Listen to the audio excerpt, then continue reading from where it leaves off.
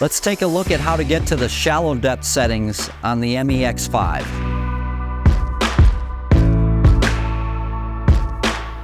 The MEX5 has 3 shallow depth settings.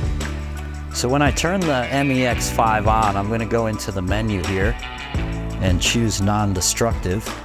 And then when I see the non-destructive options here, I have wood, drywall, roofing, plaster, tile, and masonry. Now with the MEX5, we've added the shallow feature to wood, drywall, roofing, and plaster tile. So the wood shallow depth is the same shallow depth setting on the ME5, our analog version of this meter, if you're familiar with that.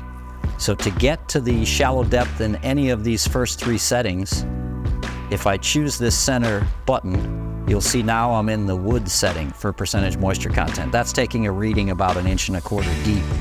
But if I hit this center button again, you'll see I go into the wood shallow setting, and now I'm taking a reading just less than 3/8 of an inch deep.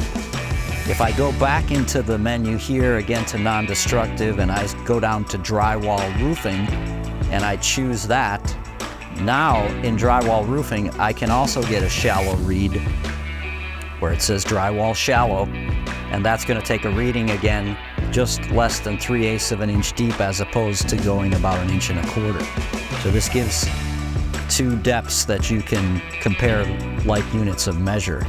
Now when we go into non-destructive again, we can go down to plaster tile.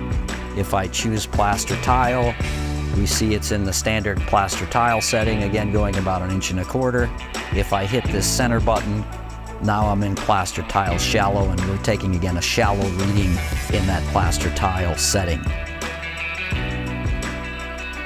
Again, if I back out of the menu and go to non-destructive, again I can choose any one of these settings and then go in and out of shallow with this center button.